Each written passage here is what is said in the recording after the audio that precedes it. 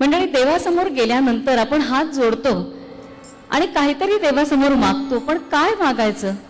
काय वाटतं, देणं सोपं का मागणं सोपं? पटकन कोणी विचारलं तर आपण म्हणू मागणं सोपं आहे, पण थोडासा विचार केला की लक्षात येतं की मागण्यापेक्षा देणंच जास्त सोपं आहे, मागणं फार अवघड आहे. विवेकानंदांनी सुद्धा म्हटलं होतं की देवीसमोर उभं राहिल्यानंतर हात जोडल्यावर नेमकं काय मागायचं हे कळतच नाही. आपली ही तीच अवस्था होते.